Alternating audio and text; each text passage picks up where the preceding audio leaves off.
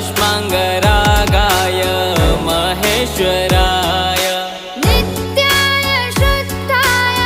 दिगम्बराय तस्मै नकाराय